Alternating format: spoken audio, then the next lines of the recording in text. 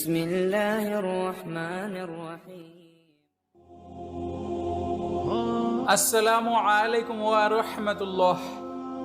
আজকের এই ভিডিওতে আমরা জানবো যে আল্লাহ রাব্বুল আলামিন নারীদেরকে মাটি থেকে কেন সৃষ্টি করেননি, যেখানে আবার আল্লাহ তাআলা পুরুষদেরকে মাটি থেকে সৃষ্টি করেছেন। তাহলে নারীদেরকে পুরুষদের পাঁজর থেকে কেন বানিয়েছিলেন? তো সেই জন্য আমরা আপনাদেরকে জানাবো যে আল্লাহ রাব্বুল আলামিন নারীদেরকে কিভাবে তৈরি করেছিলেন। ভিডিওটি খুবই সুন্দর একটি ভিডিও হতে চলেছে, আপনি এটিকে শেষ পর্যন্ত অবশ্যই দেখুন। ভিডিও শুরু করার প্রথমে আপনার কাছে একটি ছোট্ট রিকোয়েস্ট থাকবে যে ভিডিওটিকে অবশ্যই লাইক করুন, আর যদি আপনি আমাদের চ্যানেলে প্রথম এসে থাকেন তাহলে চ্যানেলটিও সাবস্ক্রাইব করে আমাদের সঙ্গে জুড়ে থাকুন। তো চলুন আমরা ভিডিওর দিকে এগিয়ে যাই।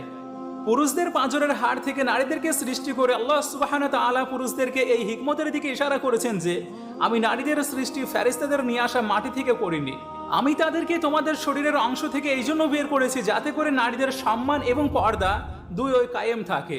ফেরেশতারা পর্যন্ত জানতে পারলো না যে জমিনের নিয়ে আসা কোন মাটি থেকে নারীদের সৃষ্টি হয়েছিল।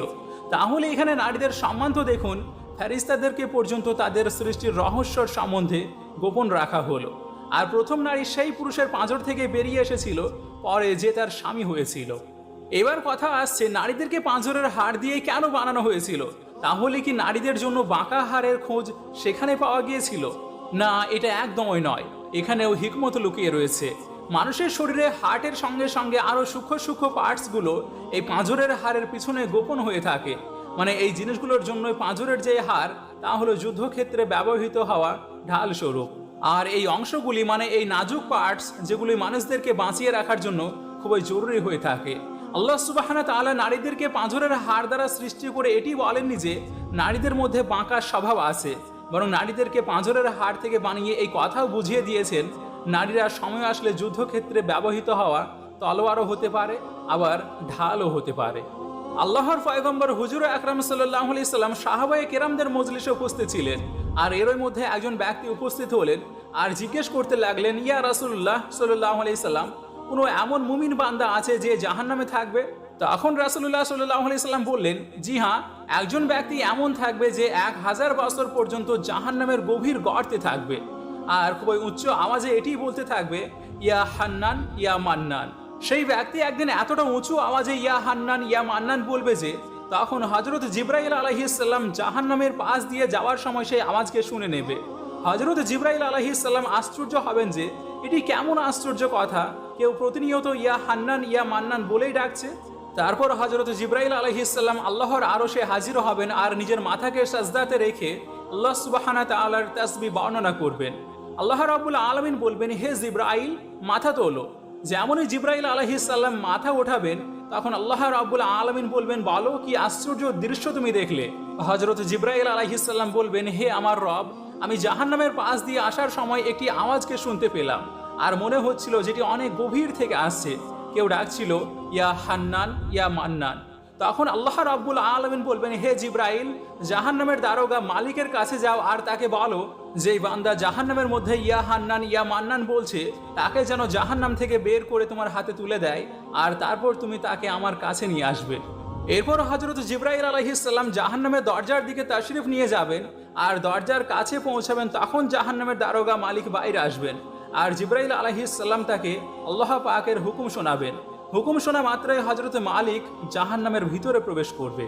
হুজুর আকরাম সাল্লাল্লাহু আলাইহি সাল্লাম বললেন, যেমন ভাবে মা নিজের বাচ্চাকে চিনতে পারে, ঠিক তেমনই ভাবে হযরত মালিক জাহান্নামকেও চিনে থাকে। তা সত্ত্বেও মালিক ইয়া হান্নান ইয়া মান্নান বলা ব্যক্তির খোঁজে পাবে না।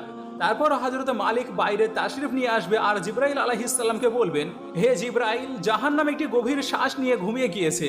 এই জন্য কোন জিনিস পাথর, কোন জিনিস লোহার আর কোন জিনিস মানুষ, তাকে সঠিকভাবে বুঝতে পারা যাচ্ছিল না। জিবরাইল আলাইহিস সালাম আল্লাহ রাব্বুল আলামিনের দরবারে সাজদা করবেন। তখন আল্লাহ রাব্বুল আলামিন ইরশাদ করবেন, হে জিবরাইল, মাথাকে তোলো আর বলো তুমি ইয়া হান্নান ইয়া মান্নান বলা ব্যক্তিকে কেন নিয়ে আসোনি? তখন জিবরাইল আলাইহিস সালাম বলবেন, ইয়া রব্বুল আলামিন, জাহান্নামের দারোগা পর্যন্ত হাত উঠিয়ে দিয়েছে। সে বলছে জাহান্নাম গভীর ঘুমে আচ্ছন্ন হয়ে পড়েছে। এই জন্য পাথর, লোহা এবং মানুষের মধ্যে কোনো কিছুকে পার্থক্য করা যাচ্ছে না। এই সমস্ত কিছুই জ্বলে একবারে কয়লাতে পরিণত হয়ে গিয়েছে, কোনো জিনিসকেই চিনতে পারা যাচ্ছে না। তখন আল্লাহ রাব্বুল আলামিন বলবেন, হে জিবরাইল, মালিককে গিয়ে বলো আমার এই বান্দা জাহান্নামের অমুক স্থানে অমুক ঘরে এমন অবস্থায় আবদ্ধ হয়ে পড়ে আছে। তখন হযরত জিবরাইল আলাইহিস সালাম জাহান্নামের দরজার দিকে যাবেন আর হযরত মালিককে ইয়া হান্নান ইয়া মান্নান বলা ব্যক্তির সন্ধান দেবেন। তারপর হযরত মালিক জাহান্নামের ভিতরে যাবেন আর দেখতে পাবেন একজন ব্যক্তির পা তার মাথার সঙ্গে আর তার হাত তার গর্দানের সঙ্গে বাঁধা আছে, আর জাহান্নামের সাপ বিচ্ছু তার শরীরে লেগে আছে। তখন হযরত মালিক তাকে খুলে দেবেন আর তাকে মুক্ত করে জাহান্নাম থেকে বাইরে বের করে নিয়ে এসে হযরত জিবরাইল আলাইহিস সালামের হাতে তুলে দেবেন। এরপর হযরত জিবরাইল আলাইহিস সালাম তাকে নিয়ে গিয়ে আল্লাহর আরশে হাজির করবেন আর নিজের মাথাকে সাজদাতে রাখবেন। তখন আল্লাহ রাব্বুল আলামিন বলবেন, হে জিবরাইল, নিজের মাথাকে তোলো। তখন হযরত জিবরাইল আলাইহিস সালাম নিজের মাথাকে ওঠাবেন। এরপর আল্লাহ তাআলা সেই বান্দাকে বলবেন, হে বান্দা, আমি কি তোকে খুব সুন্দর করে সৃষ্টি করিনি? অথবা আমি তোর কাছে কি কোনো রসুলকে পাঠাইনি? তাহলে কি আমার রসুলেরা তোর কাছে কোনো কিতাবের বাণী শোনায়নি? আমার রসুলেরা কি তোকে কোনো নেকি করার জন্য আহ্বান করেনি? তোকে কি খারাপ রাস্তা থেকে যেতে বাধা দেয়নি? সেই বান্দা এই সমস্ত কথাকে স্বীকার করে নেবে আর আফসোস করে বলবে, ইয়া রব্বুল আলামিন, আপনি আমাকে খুবই উত্তম রূপে সৃষ্টি করেছেন আর আপনার রসুলও আমার কাছে তাশরিফ নিয়ে এসেছিল আর তারা আপনার হুকুম আহকামকেও শুনিয়েছিল। তখন আল্লাহ রব্বুল আলামিন বলবেন, আমার হাতে যে ছোট্ট ডিভাইসটি আপনারা দেখতে পাচ্ছেন, দোয়া ডোরবেল, কোনো ব্যক্তি যদি দরজা খুলে ভিতরে প্রবেশ করে, তাহলে তুই অমুক অমুক গুনাহাগুলো কেন করেছিলে? সেই ব্যক্তি তখন বলবে, হে আমার রব, আমি আমার নিজের প্রাণের উপরেই জুলুম করেছিলাম, সেই জন্যই আমাকে জাহান্নামের ভিতরে ফেলে দেওয়া হয়েছিল। ইয়া রব্বুল আলামিন, তা সত্ত্বেও আমার ভরসা উঠে যায়নি। আমার আপনার রহমতের উপর সম্পূর্ণ বিশ্বাস ছিল আর এই জন্য আমি ইয়া হান্নান ইয়া মান্নান বলে ডাকতে থাকলাম। ইয়া রব্বুল আলামিন, আপনি আপনার ফজল করমে আমাকে জাহান্নাম থেকে বের করে নিয়ে এসেছেন। ইয়া আল্লাহ, আপনি আমার উপর রহম করুন। তখন আল্লাহ সুবহানাহু ওয়া তাআলা বলবেন, হে ফেরেশতা সকল, তোমরা সাক্ষী থেকো, আমি এই বান্দার উপর রহম করে তাকে মাফ করে দিলাম। তাহলে চলুন এবার আমরা নিজেদের উপরে খেয়াল করে দেখি যে আমাদের মধ্যে কি কেউ এমন আছে যে বলতে পারবে যে আমি আমার ইমানের হিসাব কিতাব করতে পারবো? আপনারা সকলে নিজের নিজের কলারকে ঝেড়ে দেখুন, দেখুন আপনার মধ্যে কি এতটা বিশ্বাস আছে যে আমাদেরকে জাহান্নামে প্রবেশ করানো হবে না? একটি হাদিসে মোবারকাতে এসেছে, একবার হযরত আলী রাদিয়াল্লাহু তাআলা আনহু নিজের ঘরে তাশরিফ নিয়ে গেলেন আর ফাতিমাতুজ জোহরা রাদিয়াল্লাহু তাআলা আনহাকে জিজ্ঞেস করলেন, হে ফাতিমা, আজ 3 দিন থেকে রাসূল আকরাম সাল্লাল্লাহু আলাইহি সাল্লামের উপরে আশ্চর্য অদ্ভুত ঘটনা লক্ষ্য করছি। আল্লাহ রাসূল সাল্লাল্লাহু আলাইহি সাল্লাম নামাজ পড়ার জন্য মসজিদে যাচ্ছেন আর সঙ্গে সঙ্গে পুনরায় ফিরে আসছেন, কিন্তু কারোর সঙ্গে কোনো কথাবার্তায় আলোচনা করছেন না। আর ঘরে গিয়েও মুসাল্লার উপরে বসে থাকেন আর সেখানেও কারোর সঙ্গে কথা বলেন না, আর এমনইভাবে তিনি কান্না করে যাচ্ছেন। হে ফাতিমা, তুমি তো তার প্রাণ প্রিয় কন্যা, সেই জন্য তুমি তার কাছে গিয়ে জিজ্ঞেস করো। নবী করিম সাল্লাল্লাহু আলাইহি সাল্লামের এমন আশ্চর্য ঘটনাকে শুনে হযরত ফাতিমাতুজ জোহরা রাদিয়াল্লাহু তাআলা আনহা সঙ্গে সঙ্গে হুজুর আকরাম সাল্লাল্লাহু আলাইহি সাল্লামের কাছে উপস্থিত হলেন আর গিয়ে দেখলেন নবী করিম সাল্লাল্লাহু আলাইহি সাল্লাম সত্যিই ভীষণ দুঃখে আছেন। তখন আপনি রাদিয়াল্লাহু তাআলা আনহা নবী করিম সাল্লাল্লাহু আলাইহি সাল্লামের কাছে গিয়ে বসে গেলেন আর বলতে লাগলেন, আব্বাজান, আপনি কেন দুঃখ করছেন? কোন কারণের জন্য দুঃখ হতে আছেন? নবী করিম সাল্লাল্লাহু আলাইহি সাল্লাম ইরশাদ করলেন, হে আমার প্রাণপ্রিয় কন্যা ফাতিমা, যখন আমি মিরাজ সফরে ছিলাম তখন জাহান্নামে দেখলাম কিছু নারীদেরকে আযাবের মধ্যে গ্রেপ্তার হতে, আর সেই নকশা এখন আমার সামনে উপস্থিত হয়ে আছে আর আমি আমার উম্মতের দুঃখ নিয়ে কান্না করছি।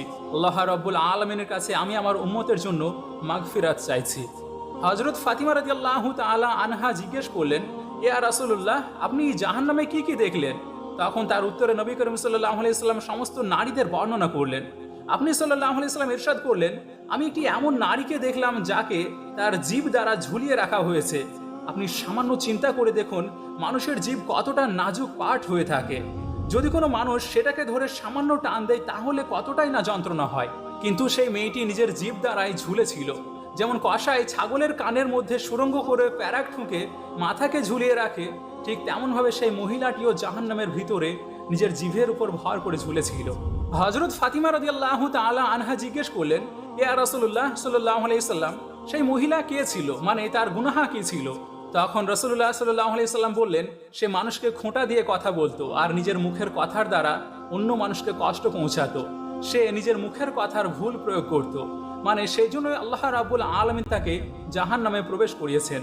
আর আল্লাহ রাব্বুল আলামিন এমন নারীদেরকে জিভের দ্বারা ঝুলিয়ে আগুনে ঝলসাবেন। এমন এমন রেওয়ায়তের সামনে এসেছে যাদের 1000 বছরের ইবাদত নষ্ট হয়ে গিয়েছে। সেই জন্য আল্লাহ রাব্বুল আলামিনের কাছে দোয়া চাই যে আল্লাহ যদি আমাদের ইমানের কঠিনভাবে হিসাব নেওয়া হয় তাহলে আমরা মোটেই বাঁচতে পারবো না।